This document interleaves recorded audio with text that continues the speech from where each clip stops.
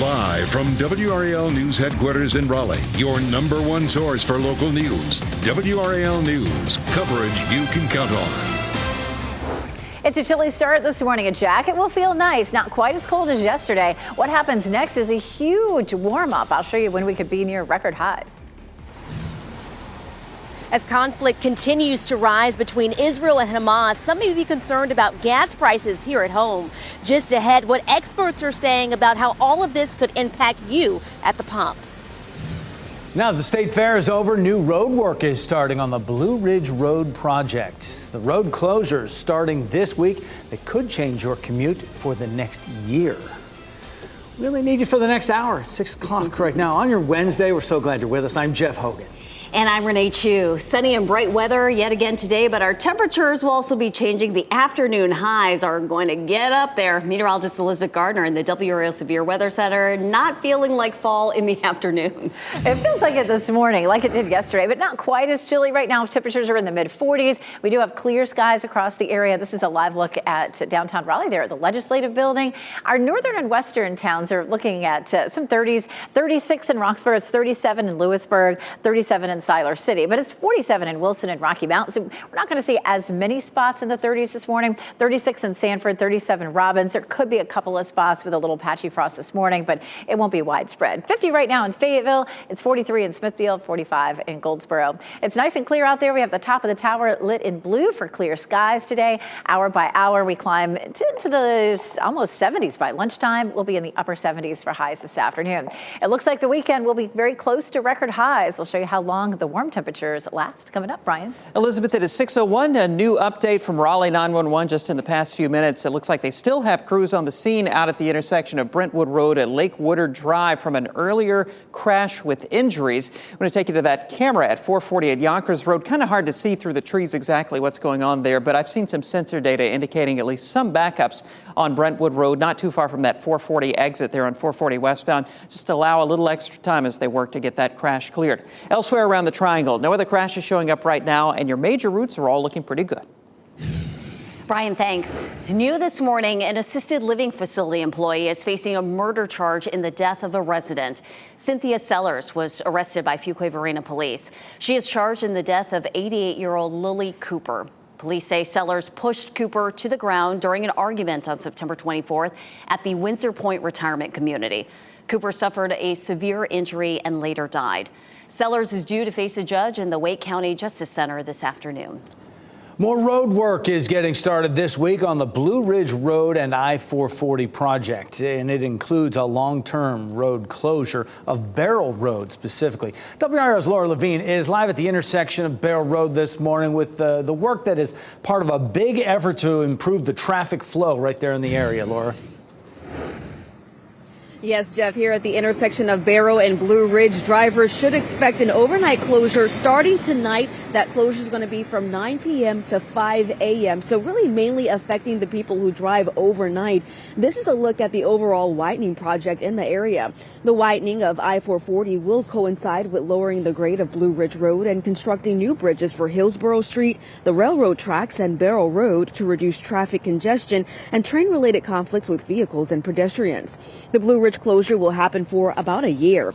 A signed detour will have traffic follow Pylon Drive, Blue Ridge Road, Western Boulevard, and Powell Drive to access either side of the closure. And of course, with all of the events happening within the area, the DOT says that this will not affect anything going on at PNC. No problems with the Barrel Road closure when it comes to PNC games. So that's not going to be an issue. You're not going to have to worry about that.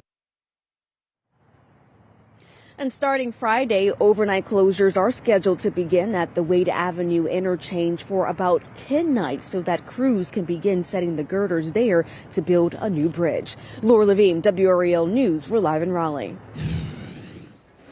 And happening right now in the WRAL Live Center, we're following some breaking news out of Johnston County. I want to show you this scene. 3 people were hurt after a crash overnight, and a portion of Interstate 95 was shut down after two cars collided in the southbound lanes. This happened near Smithfield. The driver of a Jeep towing a trailer reported that he was about to exit the highway when a small passenger car slammed right into the back of the trailer. Debris from the trailer was scattered across the interstate. That caused the southbound lanes to close. 3 people again were hurt, transported to area hospitals with serious but non-life-threatening injuries. All lanes of the interstate are now back open and charges are pending. This morning, Durham police are investigating 2 separate deaths just a block apart. Officers are calling this one on Liberty Street a homicide. It started out as an assault call at Long Meadow Park. A man was unconscious and not breathing when officers arrived. He died at the hospital. No one is in custody at this time. Just around the corner at Liberty Street and Alston Avenue, Durham police say they're working on a death investigation.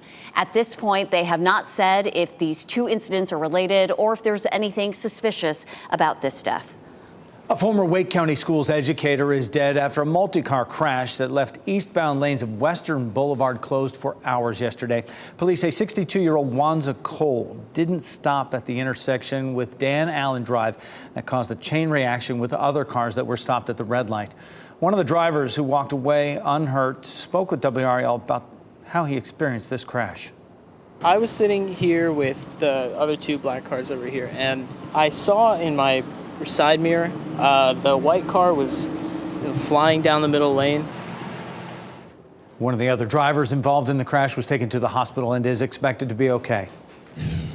Today, lawmakers in the House will vote once more on a potential new speaker. You're looking live at Capitol Hill, where Representative Mike Johnson of Louisiana is the next man up for the position. Johnson says he is very confident he will be confirmed as Speaker today. If that happens, Congress can finally get back to work. It's been more than 3 weeks since Kevin McCarthy was kicked out as Speaker. The House has been unable to pass any legislation since, even with a government shutdown looming next month.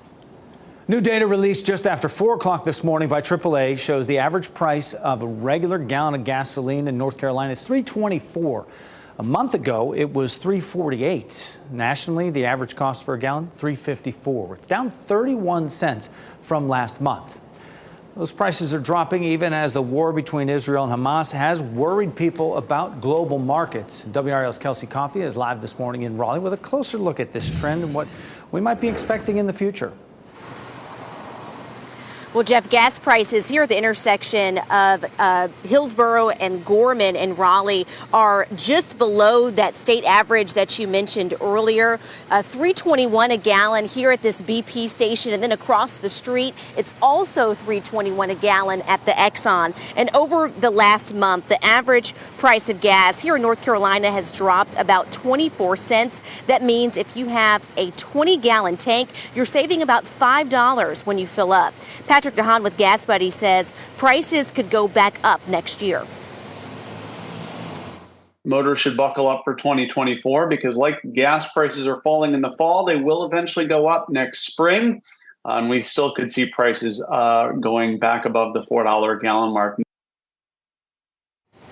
But how does the war impact all of this? Well, DeHaan says that prices should continue to fall throughout the rest of the year if Iran doesn't become involved. That's because they're a much larger oil producer than Israel and Hamas. And if they jump into this, he says that we could see a shift in those gas prices. If you want more information about the cheapest gas prices in your area, head on over to the WRAL Fuel Tracker. Kelsey Coffey, WRAL News, live in Raleigh. This morning, leaders from around the world will be in Raleigh for the World Anti-Bullying Forum. The UNC School of Education will host the convention at the Raleigh Convention Center. One guest of note will be Her Royal Highness Crown Princess Mary of Denmark. This is a 3-day forum. Today's topics include youth online safety, navigating bullying for students with disabilities, and the role of the classroom environment on bullying. We'll have coverage of this event in our afternoon newscasts here on WRAL. New details this morning about the off-duty pilot accused of trying to crash a plane filled with people. What prosecutors say he admitted to before his first court appearance. Also this morning, we're remembering actor Richard Roundtree, who played that iconic role in the movie Shaft. The tributes coming in from Hollywood. And our 7-day forecast has a big warm up in it. We could be near record highs over the weekend, and you're probably looking at Tuesday, Halloween, that chance of some showers. I'll walk you through what the scenario is with the computer models for Tuesday for Halloween coming up. As you get into your car, tune to WRAL News Plus on your radio. In Raleigh on 99.3 FM. In Durham, 96.5 FM. And everywhere on 101.5 HD3.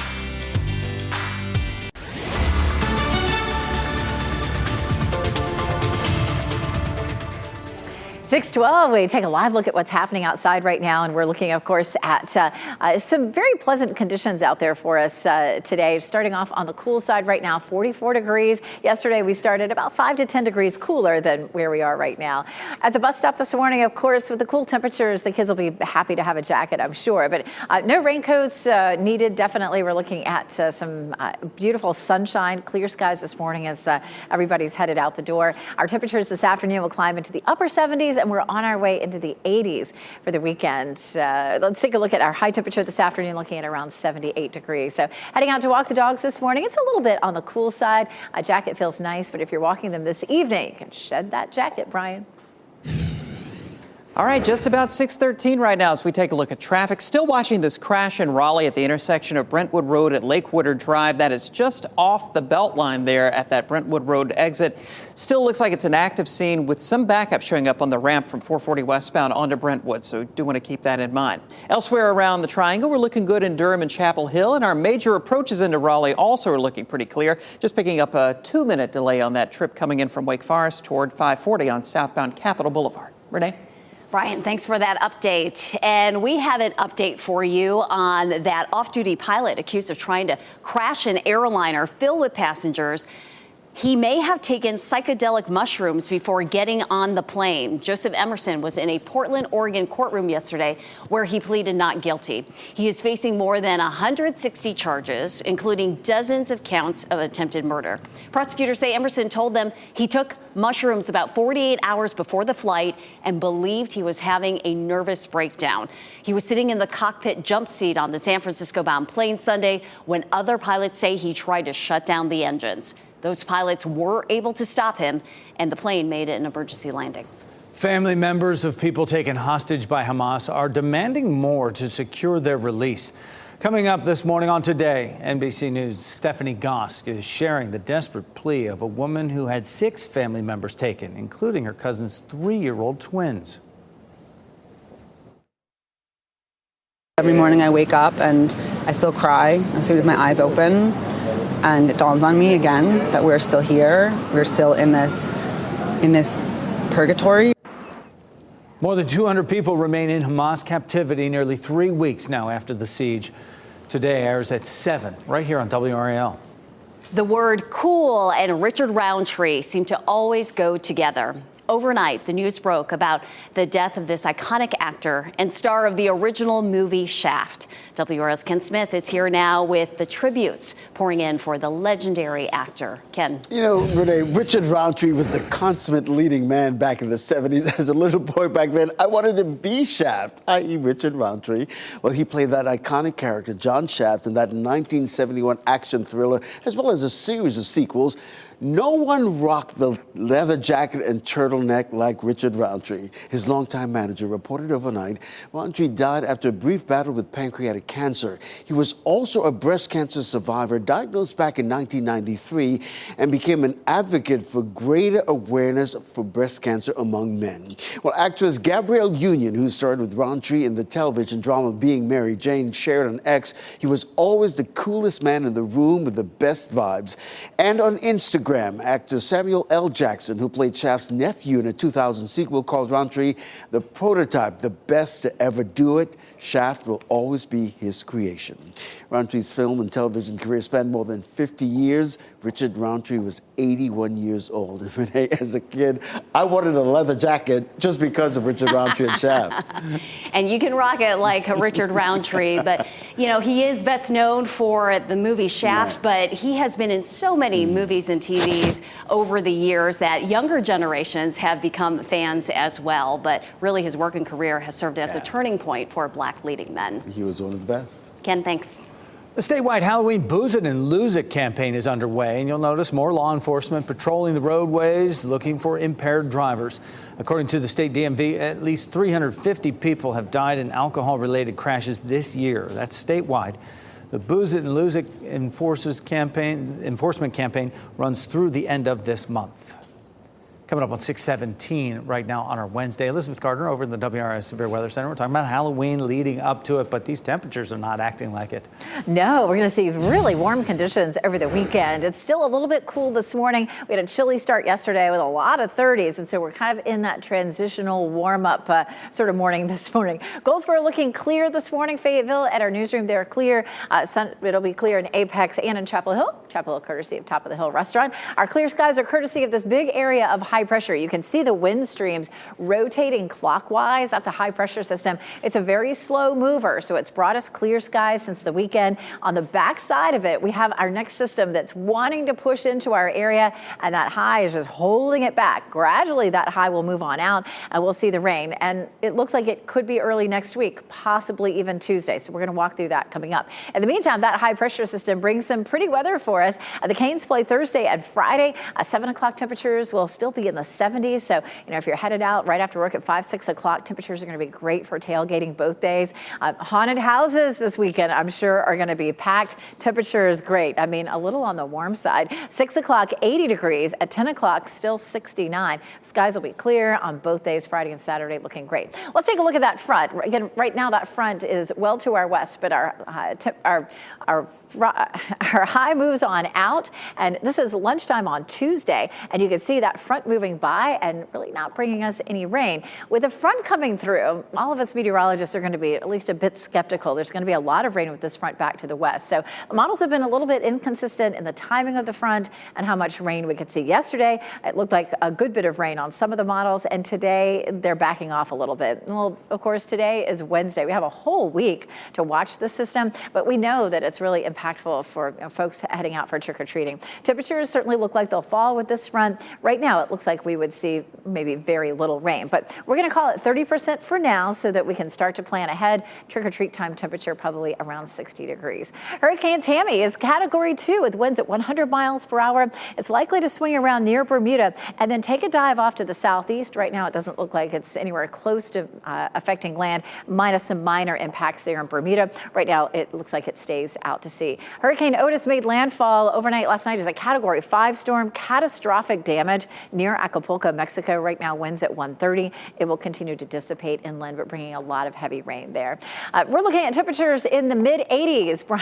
Brian's so excited about this. He hates the hot temperatures. I am so over it. I was enjoying the 60s. I know, it was nice. Yeah. Near record highs this weekend. Next week. Yeah. All right, 6:19 as we take a look at traffic. It looks like this crash at Brentwood Road at Lake Woodard Drive may have cleared here in the past couple of minutes. I have just taken a look at some of the sensor data in that area, and it looks like traffic's flowing a lot more freely. And as we take a look at the picture from the camera at 448 Yonkers Road, not seeing the lights back there at that intersection. So I think that probably has mostly cleared at this point. Around the rest of the triangle, things are looking good on major routes. No other crashes showing up. I want to give you a heads up about another day of closures in Durham on Alston Avenue, closed between 147 and Andrew Avenue as they continue that railroad bridge construction. That's between 9 a.m. and 4 p.m. Expect a detour using Main Street and Fayetteville Street.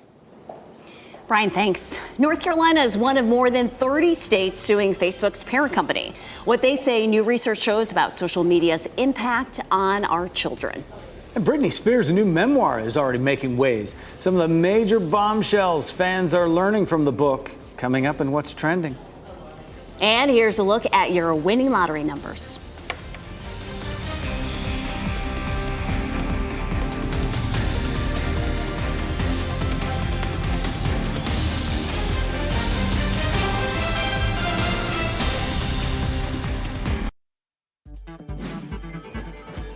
This What's Trending report, sponsored by Rug & Home. Fans of Britney Spears are learning a lot more about her as they turn the pages of her new memoir.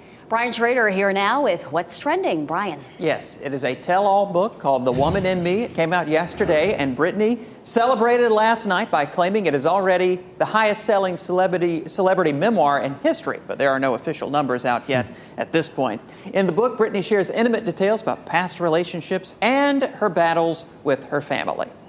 Yeah, everything you ever wanted to know or maybe didn't want to know, it is certainly in there, but a lot of bombshells. But one big takeaway is Britney says she has no plans to make any music, at least for now. She said music was her life, but when her father controlled all her finances and all aspects of her life, she said it crushed her soul. And so now she's using this time to find herself and focus on herself. Somebody who's been through a lot, certainly. Very much so. Wish her well. Jeremy Renner releasing some songs about his near-deadly snowplow accident. The actor posted a teaser to Instagram saying the music highlights milestones in his recovery. No release date on this just yet, but the post includes the word soon. And we're seeing a lot of it around social media, a lot of the buzz around this. A lot of folks maybe forgot. I mean, he's quite a musician out there as well. That accident was January 1st. I mean, near-death snowplow incident. He's just used these songs, writing them to help and aid in his recovery. So it's kind of a neat way to get over things. Really glad he's doing much better. Yeah. Thanks, Brian. A photographer using a drone to get images of fall colors captured something extraordinary. As his drone was flying over the mountains in Utah, it captured this marriage proposal. Look at that background. The photographer says he spotted this incredible scene as he was reviewing his video back in his hotel room. And now he wants to find the couple and share the unexpected vantage point of their special moment with them. Social media, do your thing. But that guy, he did good with that proposal. They will get that video. I know it. The NBA season is underway. The Charlotte Hornets tip off their first game tonight. They will take on the Atlanta Hawks at Spectrum Center. Teams hit the hardwood 7 p.m.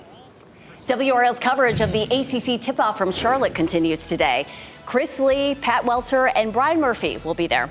Today, we will hear from the men's teams. WRAL will have full coverage throughout the day. As conflict continues to rise between Israel and Hamas, some people may be concerned about how this could impact gas prices here at home. Just ahead, what experts are saying about how all of this could impact you at the pump.